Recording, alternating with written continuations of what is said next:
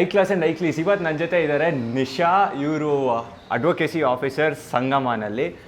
ಇವತ್ತು ನಾವು transgender community ಬಗ್ಗೆ ತುಂಬ ಡಿಸ್ಕಸ್ ಮಾಡೋದಿದೆ. ಯಾಕೆಂದರೆ ಈ ಥರ ಈ ಕಾಂಟೆಂಟ್ ಯಾರು ಕೇಳಲ್ಲ. ಯಾಕೆ ಅಂದರೆ ಅವರು ಒಂಥರ ನಾಚಿಕೆ ಪಟ್ಕೊತಾರೆ, ಓಪನ್ ಆಗಿ ಮಾತಾಡಲ್ಲ. ನಮ್ಗೆ ಎಜುಕೇಟ್ ಮಾಡೋದು ತುಂಬ ಇಂಪಾರ್ಟೆಂಟ್ ಇದೆ. ಯಾಕೆಂದ್ರೆ ತುಂಬ ಜನ ಕಂಪ್ಲೇಂಟ್ ಮಾಡ್ತಾರೆ, ನಮ್ಗೆ ಈ ಥರ ನಂಗೆ ತೊಂದರೆ ಆಗ್ತಾ ಇದೆ, ಇವರು ಸಿಗ್ನಲಲ್ಲಿ ಬರ್ತಾರೆ, ನನಗೆ ಒಂಥರ ಆಗ್ತಾ ಇದೆ, ಬರೀ ಒಂಥರ ಆಗ್ತಾಯಿದೆ ಅಂತ ಹೇಳ್ತಾರೆ. ಯಾರೂ ಅದು ರೂಟ್ ಲೆವೆಲಲ್ಲಿ ಇನ್ನೂ ಮಾತಾಡೋಕ್ಕೆ ತುಂಬ ಜನ ಹೆಸಿಟೇಟ್ ಮಾಡ್ತಾರೆ. ಹಾಗಾಗಿ ನಮಗೆ ಇವತ್ತು ನಿಶಾ ಅವರು ಸಿಕ್ಕಿದ್ದಾರೆ. ನಿಶಾ ಅವರೇ, ತುಂಬ ಥ್ಯಾಂಕ್ಸ್ ಒಪ್ಕೊಂಡಿದ್ದಕ್ಕೆ ಇಂಟರ್ವ್ಯೂಗೆ. I appreciate all actually. 1999ನಲ್ಲಿ ಸೌತ್ ಇಂಡಿಯಾ ಎಸ್ಪೆಷಲಿ ಕರ್ನಾಟಕದಲ್ಲಿ LGBT ಮೂವ್ಮೆಂಟ್ ಸ್ಟಾರ್ಟ್ ಮಾಡಿದ್ದು ಯಲವರ್ತಿ ಮನೋಹರ್ ಅಂತ ಸಂಗಮ ಅನ್ನೋ ಒಂದು ಇನ್ಸ್ಟಿಟ್ಯೂಷನ್ ಸ್ಟಾರ್ಟ್ ಮಾಡೋದ್ರ ಮೂಲಕ ಲೆಸ್ಬಿಯನ್ಸ್ ಮಹಿಳೆಯರಿರಬಹುದು, ಮತ್ತು ಗೇಸ್ಗಳಿರ್ಬಹುದು, ಟ್ರಾನ್ಸ್ಜೆಂಡರ್ಸ್ ಇರ್ಬೋದು, ಕ್ಯೂರ್ಸ್ ಅಂತ ಇರ್ಬೋದು, ಯಾರು ಜೆಂಡರ್ ನಾನ್ ಕನ್ಫರ್ಮಿಂಗ್ ಪರ್ಸನ್ಸ್ ಇರ್ಬೋದು, ಮತ್ತು ಇಂಟರ್ಸೆಕ್ಸ್ ಪರ್ಸನ್ಸ್ ಇರ್ಬೋದು, ಇವ್ರುಗಳನ್ನೆಲ್ಲ ಒಟ್ಟುಗೂಡಿಸಬೇಕು, ಅವರುಗಳ ಹಕ್ಕುಗಳನ್ನು ಅವ್ರು ಪಡ್ಕೊಳ್ಬೇಕು ಅನ್ನೋ ನಿಟ್ಟಿನಲ್ಲಿ ಡಾಕ್ಯುಮೆಂಟ್ರಿ ಮಾಡೋದ್ರ ಮೂಲಕ ಸಂಗಮ ಸಂಸ್ಥೆ ಆರಂಭ ಆಯಿತು.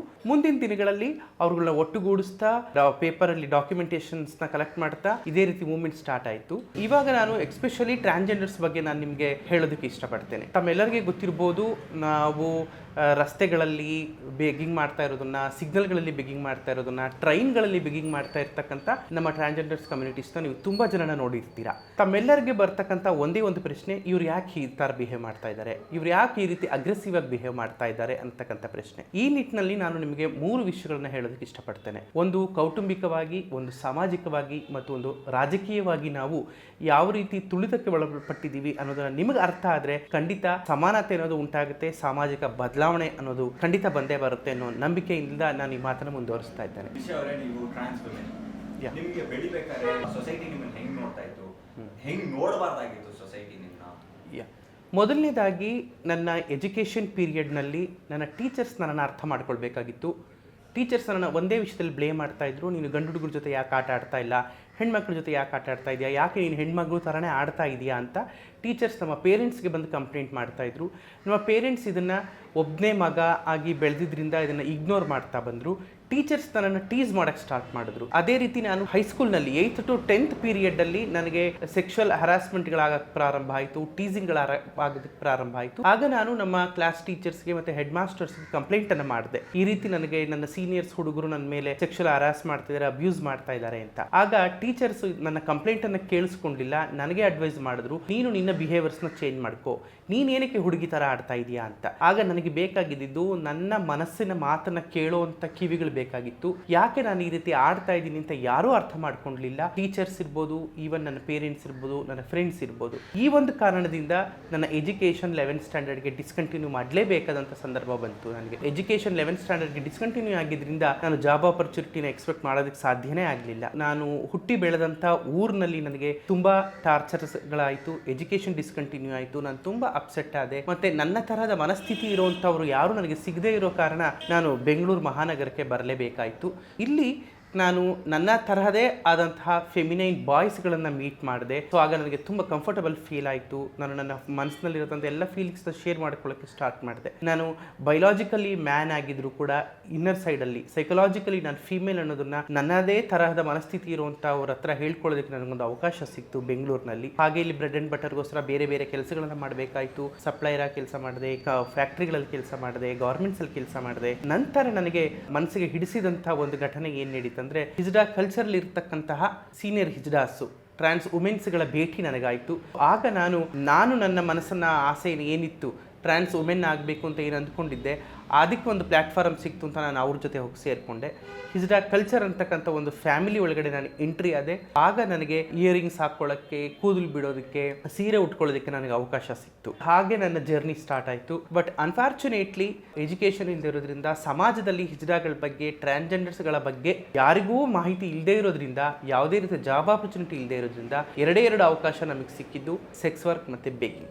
ನನಗೆ ಎರಡೂ ಮಾಡೋಕ್ಕೆ ಇಷ್ಟ ಇರಲಿಲ್ಲ. But by force bread and ಬಟರ್ಗೋಸ್ಕರ ಮತ್ತು ನನ್ನ ಸೀನಿಯರ್ ಹಿಜ್ಡಾಸ್ ಯಾರು ನನಗೆ ಶೆಲ್ಟರ್, ಫುಡ್ ಆ್ಯಂಡ್ ಕ್ಲಾತ್ನ ಪ್ರೊವೈಡ್ ಮಾಡ್ತಾಯಿದ್ರು, ಅವ್ರಿಗೆ ನಾನು ಸ್ವಲ್ಪ ಹಣ ಕೊಡಲೇಬೇಕಾಗಿದ್ದರಿಂದ ಸೆಕ್ಸ್ ವರ್ಕ್ ಮಾಡಿದೆ, ಬೆಗ್ಗಿಂಗ್ ಮಾಡಿದೆ. ಸೊ ನನಗೆ ಇದ್ದಂಥ ಗಾರ್ಮೆಂಟ್ಸ್ ಕೆಲಸ ಇರ್ಬೋದು, ಹೋಟೆಲ್ ಸಪ್ಲೈಯರ್ ಕೆಲಸ ಇರ್ಬೋದು, ಅದು ಕೂಡ ಹೋಯಿತು. ಯಾಕೆಂದರೆ ನಾನು ಸ್ಯಾರಿ ಉಟ್ಕೊಂಡ ತಕ್ಷಣ ವಿಸಿಬಲ್ ಆಗಿ ಗೊತ್ತಾದೆ ಎಲ್ಲರಿಗೆ ಟ್ರಾನ್ಸ್ಜೆಂಡರ್ ಅಂತ. ಮುಂಚೆ ಫೆಮಿನೈನ್ ಬಾಯ್ ಥರ ಇದ್ದೆ, ಬಟ್ ಆಮೇಲೆ ನಾನು ಟ್ರಾನ್ಸ್ಜೆಂಡರ್ ಅಂತ ಗೊತ್ತಾಗಿದ್ದರಿಂದ ಎಲ್ಲ ಸೆಕ್ಟರ್ಗಳಲ್ಲೂ ನಮಗೆ ಆಪರ್ಚುನಿಟೀಸ್ ಕ್ಲೋಸ್ ಆಯಿತು. ನೀವು ಟ್ರಾನ್ಸ್ಜೆಂಡರ್ಸ್ನ ಮೀಟ್ ಮಾಡಿದೆ ಬೆಂಗಳೂರಿನಲ್ಲಿ ಅಂತ ಹೇಳಿದ್ರಿ, ಹೆಂಗೆ ಮೀಟ್ ಮಾಡಿದ್ರಿ? ಸೊ ನಾನು ನನ್ನ ಹೋಟೆಲಲ್ಲಿ ಸಪ್ಲೈಯರ್ ಆಗಿ ಕೆಲಸ ಮಾಡ್ತಾ ಇದ್ದಾಗ ಫ್ರೀ ಟೈಮಲ್ಲಿ ನಾನು ಮೆಜೆಸ್ಟಿಕ್ಕಿಗೆ ಬರ್ತಾ ಇದ್ದೆ. ಅಲ್ಲಿ ಸೆಕ್ಸ್ ವರ್ಕ್ ಮಾಡೋದಕ್ಕೆ ಹಿಜ್ಡಾಸ್ ಬರ್ತಾ ಇದ್ರು, ಟ್ರಾನ್ಸ್ ವುಮೆನ್ಸ್ ಅಲ್ಲಿ ಮೆಜೆಸ್ಟಿಕಲ್ಲಿ ಸೆಕ್ಸ್ ವರ್ಕ್ ಮಾಡಕ್ಕೆ ಬರ್ತಾ ಇದ್ರು. ನಾನು ಅವ್ರನ್ನ ಮೀಟ್ ಮಾಡಿದಾಗ ನಾನಾಗೆ ಅವ್ರನ್ನ ಮಾತಾಡಿಸ್ದೆ, ನಾನು ನಿಮ್ಮ ಥರ ಆಗಬೇಕು, ನಾನು ಕೂಡ ಒಬ್ಬ ಫೆಮಿನಿನ್ ಬಾಯ್ ಆಗಿದ್ದೀನಿ, ನಿಮ್ಮ ಥರ ಟ್ರಾನ್ಸ್ ವುಮೆನ್ ಆಗಬೇಕು, ನನಗೆ ಅವಕಾಶ ಮಾಡಿಕೊಡಿ ಅಂದಾಗ ಅವ್ರು ನನ್ನನ್ನು ಅವ್ರ ಶೆಲ್ಟರ್ಗೆ ಕರ್ಕೊಂಡೋಗಿ ಈ ಒಂದು ಆಪರ್ಚುನಿಟಿಯನ್ನು ಕೊಟ್ಟರು. ಬಟ್ ಎಲ್ಲ ಸೆಕ್ಟರ್ಗಳಿಂದ ಯಾವಾಗ ಡೋರ್ ಕ್ಲೋಸ್ ಆಯಿತು, ನಮಗೆ ಸೆಕ್ಸ್ ವರ್ಕ್ ಮತ್ತು ಬೆಗ್ಗಿಂಗ್ ಮಾತ್ರ ಮಾಡಬೇಕಾಗಿ ಬಂತು.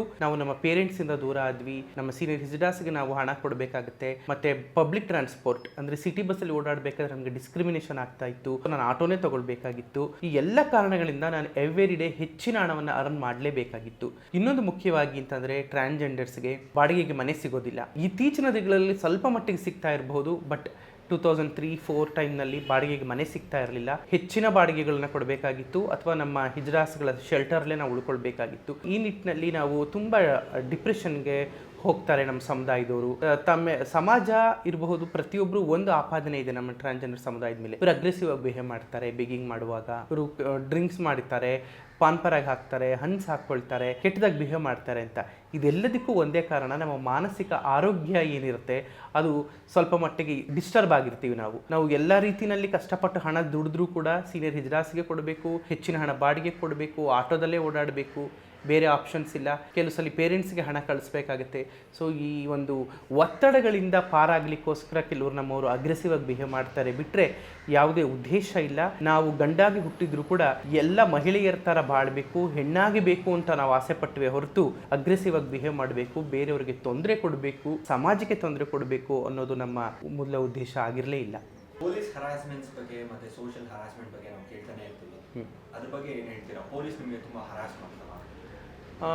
ಖಂಡಿತ ನಡೆಯುತ್ತೆ. ಇದು ಯಾವಾಗ ಅಂತಂದರೆ ಸೆಕ್ಸ್ ವರ್ಕ್ ಮಾಡ್ತಕ್ಕಂಥ ಸಂದರ್ಭದಲ್ಲಿ ನಮಗೆ ಬ್ರೆಡ್ ಆ್ಯಂಡ್ ಬಟರ್ಗೆ ಬೇರೆ ಅವಕಾಶ ಇಲ್ಲದೆ ಇರುವಾಗ, ಯಾವುದೇ ಗೌರ್ಮೆಂಟ್ ಸೆಕ್ಟರ್ ಅಥವಾ ಪ್ರೈವೇಟ್ ಸೆಕ್ಟರ್ನಲ್ಲಿ ನಮಗೆ ಜಾಬ್ ಆಪರ್ಚುನಿಟಿ ಇಲ್ಲದೆ ಇರೋದ್ರಿಂದ ನಾವು ಸೆಕ್ಸ್ ವರ್ಕ್ ಮಾಡಲೇಬೇಕಾಗುತ್ತೆ. ಆ ಟೈಮ್ನಲ್ಲಿ ಪೊಲೀಸ್ಗಳಿಂದ ಮತ್ತು ಗೂಂಡಾಗಳಿಂದ ಈ ಎರಡೂ ವಲಯದಿಂದ ನಾವು ಹರಾಸ್ಮೆಂಟನ್ನು ಅನುಭವಿಸ್ತಾ ಇರ್ತೀವಿ. ಪೊಲೀಸ್ನವರು ಹಣ ಕಿತ್ಕೊಳ್ಳೋದು ಸುಮಾರು ಕಡೆ ನಡೆಯುತ್ತೆ, ಫೋರ್ಸಬಲ್ ಸೆಕ್ಸ್ ನಡೆಯುತ್ತೆ, ಪೊಲೀಸ್ ಸ್ಟೇಷನಲ್ಲಿ ಟಾಯ್ಲೆಟ್ ಕ್ಲೀನ್ ಮಾಡ್ತಕ್ಕಂಥದ್ದು, ಅಲ್ಲಿ ಕೂಡ ಕಾನೂನಿನ ಉಲ್ಲಂಘನೆ ಆಗುತ್ತೆ. ನಾವು ಮಹಿಳೆಯರು ಅಂತ ನಮ್ಮನ್ನ ನಾವು ಗುರುತಿಸ್ಕೊಂಡ್ರೂ ಕೂಡ ಮಹಿಳಾ ಪೊಲೀಸ್ನವರು ನಮ್ಮನ್ನು ಅರೆಸ್ಟ್ ಮಾಡೋದಿಲ್ಲ.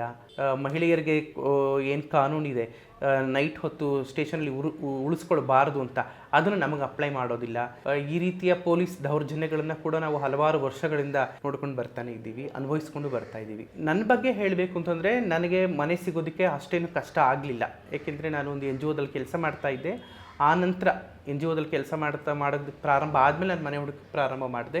ಸೊ ನನಗೆ ಮನೆ ಸಿಕ್ತು. ಬಟ್ ಕೆಲವರು ಈ ಮನೆ ಕೊಡಬೇಕಾದ್ರೂ ಕೂಡ ಇವರು ಬೆಗ್ಗಿಂಗ್ ಮಾಡ್ತಕ್ಕಂಥವ್ರು, ಸೆಕ್ಸ್ ವರ್ಕ್ ಮಾಡ್ತಕ್ಕಂಥವ್ರು ಅಂತ ಗೊತ್ತಾದಾಗ ಖಂಡಿತ ಬಾಡಿಗೆಗೆ ಮನೆ ಸಿಗೋದಿಲ್ಲ. ಬೆಂಗಳೂರಿನಲ್ಲಿ ಇಷ್ಟು ದೊಡ್ಡ ಮಹಾನಗರದಲ್ಲಿ ಕೇವಲ 4-5 ಏರಿಯಾಗಳಲ್ಲಿ, ದಾಸರಹಳ್ಳಿ ಇರ್ಬೋದು, ಸುಂಕದಕಟ್ಟೆ ಇರ್ಬೋದು, ಆ ರೀತಿ ಒಂದು ಐಡೆಂಟಿಫೈಡ್ ಏರಿಯಾಗಳಲ್ಲಿ ಮಾತ್ರ ಮನೆ ಬಾಡಿಗೆಗೆ ಸಿಗುತ್ತೆ. ಅದು ಜನರಲ್ ಪಾಪ್ಯುಲೇಷನ್ಗೆ 4000 ತಗೊಂಡ್ರೆ ನಮ್ಮವ್ರ ಹತ್ರ 6000, 7000 ಈ ರೀತಿ ಹೆಚ್ಚಿನ ಬಾಡಿಗೆಗಳನ್ನು ತಗೊಳ್ತಾರೆ.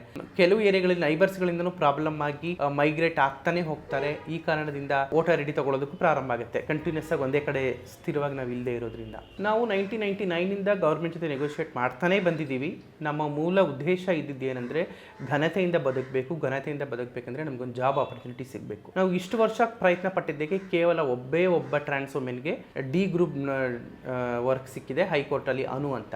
ಅದು ಬಿಟ್ಟರೆ ನಾವು 20 ವರ್ಷ ಹೋರಾಟ ಮಾಡಿ ಇನ್ನು ಯಾರಿಗೂ ನಾವು ಗೌರ್ಮೆಂಟ್ ಜಾಬ್ನ ಪಡ್ಕೊಳ್ಳೋದಕ್ಕೆ ಸಾಧ್ಯ ಆಗಿಲ್ಲ. ನಾನು ಗೌರ್ಮೆಂಟಲ್ಲಿ ಏನನ್ನು ಡಿಮ್ಯಾಂಡ್ ಮಾಡ್ತೀನಿ ಅಂತಂದರೆ, 2014ನಲ್ಲಿ ಬಂದಂಥ ಜಡ್ಜ್ಮೆಂಟ್ ಗೌರ್ಮೆಂಟ್ ಆರ್ಡರ್ ಪ್ರಕಾರ 500 ರೂಪೀಸ್ ಪೆನ್ಷನ್, 20,000 ರೂಪೀಸ್ ಸೆಲ್ಫ್ ಎಂಪ್ಲಾಯ್ಮೆಂಟ್ಗೆ ಏನು ಕೊಡ್ತಾ ಇದ್ದಾರೆ, ಇದೆಲ್ಲದರ ಬದಲಾಗಿ ಎಜುಕೇಷನ್ಗೆ ತಕ್ಕ ಹಾಗೆ, ಅಟ್ಲೀಸ್ಟ್ ಎಜುಕೇಷನ್ಗೆ ತಕ್ಕ ಹಾಗೆ ಒಂದು ಜಾಬ್ ಆಪರ್ಚುನಿಟಿನ ಕೊಟ್ಟರೆ ನಾವು ನಮ್ಮ ಘನತೆಯಿಂದ ಬದುಕೋದಕ್ಕೆ ಸಾಧ್ಯ ಆಗುತ್ತೆ. ನಾವು ಒಬ್ಬ ಗೌರ್ಮೆಂಟ್ ಎಂಪ್ಲಾಯಿ ಅಂದರೆ ನಮಗೆ ಮನೆ ಈಸಿಯಾಗಿ ಬಾಡಿಗೆಗೆ ಸಿಗಬಹುದು. ಆವಾಗ ಈಗ ನಮಗೆ ಮನೆ ಕೇಳಕ್ಕೆ ಹೋದರೆ ನೀವೇನು ಕೆಲಸ ಮಾಡ್ತಾ ಇದ್ದೀರಾ ಅಂತ ನಮ್ಮನ್ನು ಪ್ರಶ್ನೆ ಮಾಡ್ತಾರೆ.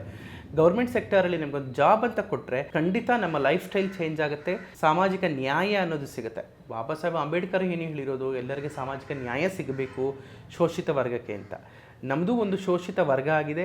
ಸೊ ಇದಕ್ಕೆ ಜಾಬ್ ಆಪರ್ಚುನಿಟಿ ಕೊಡೋದ್ರಿಂದ ಮಾತ್ರ ನಾವು ಘನತೆಯಿಂದ ನಮ್ಮ ಕಾಲ ಮೇಲೆ ನಾವು ನಿಂತ್ಕೊಳ್ಳೋದಕ್ಕೆ ಸಾಧ್ಯ. ಬಿಟ್ಟರೆ 500 ರೂಪಾಯಿ ಪೆನ್ಷನಿಂದ 20,000 ರೂಪೀಸ್ ಸೆಲ್ಫ್ ಎಂಪ್ಲಾಯ್ಮೆಂಟ್ ಅಮೌಂಟ್ಗಳಿಂದ ನಮ್ಮ ಲೈಫ್ ಸ್ಟೈಲ್ ಬದಲಾಗುತ್ತೆ ಅನ್ನೋದು ಕನಸಿನ ಮಾತು. ಟ್ರಾನ್ಸ್ಜೆಂಡರ್ಸ್ಗೆ ನಾನು ಹೇಳೋದಕ್ಕೆ ಇಷ್ಟಪಡೋದು ಏನಂತಂದರೆ ಎಜುಕೇಷನ್ನ ಡಿಸ್ಕಂಟಿನ್ಯೂ ಮಾಡಬೇಡಿ, ಎಜುಕೇಷನ್ನ ಕಂಟಿನ್ಯೂ ಮಾಡಿ. ಎಜುಕೇಷನ್ ಒಂದೇ ನಮ್ಮ ಜಾಬ್ ಆಪರ್ಚುನಿಟಿನ ಪಡ್ಕೊಳ್ಳೋದಕ್ಕೆ ಒಂದು ಟೂಲ್ ಅಂತ ನಾನು ಹೇಳ್ತೀನಿ. ಎಜುಕೇಷನ್ ಇದ್ದರೆ ಇವತ್ತಿನ ದಿವಸ ಕೆಲವು ಪ್ರೈವೇಟ್ ಕಂಪನಿಗಳು ಡೋರ್ಸ್ ಓಪನ್ ಮಾಡ್ತಾ ಇದೆ. ನಾವು ನಮ್ಮ ಇನ್ನೊಂದು ಸಿಸ್ಟರ್ ಆರ್ಗನೈಸೇಷನ್ ಸಾಲಿಡಾರಿಟಿ ಫೌಂಡೇಶನ್ ಅಂತ ಒಂದು ಕೆಲಸ ಮಾಡ್ತಾ ಇದೆ.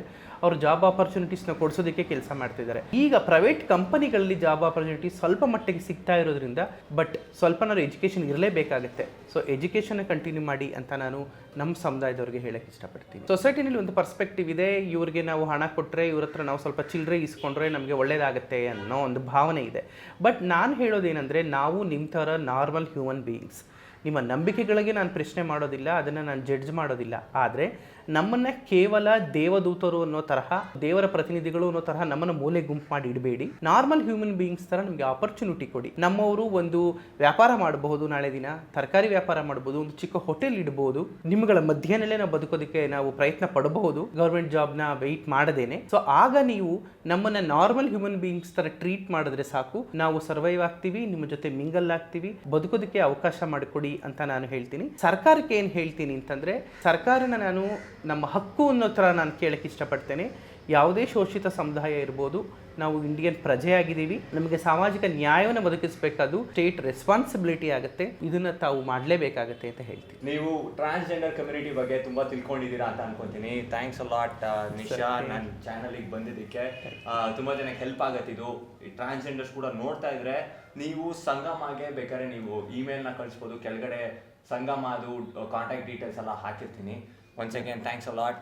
ಈ ವಿಡಿಯೋ ನಿಮ್ಗೆ ಇಷ್ಟ ಆಗಿದ್ರೆ ಲೈಕ್ ಮಾಡಿ, ಶೇರ್ ಮಾಡಿ. ನಾನು ಮಾಡೋ ಕಾಂಟೆಂಟ್ ಎಲ್ಲ ಇಷ್ಟ ಆದರೆ ಸಬ್ಸ್ಕ್ರೈಬ್ ಆಗಿ, ಮತ್ತು ಸೋಷಿಯಲ್ ಮೀಡಿಯಾಲೆಲ್ಲ ನೀವು ನನ್ನ ಫಾಲೋ ಮಾಡ್ಬೋದು. ನಮಸ್ಕಾರ. ನಮಸ್ಕಾರ. It's okay.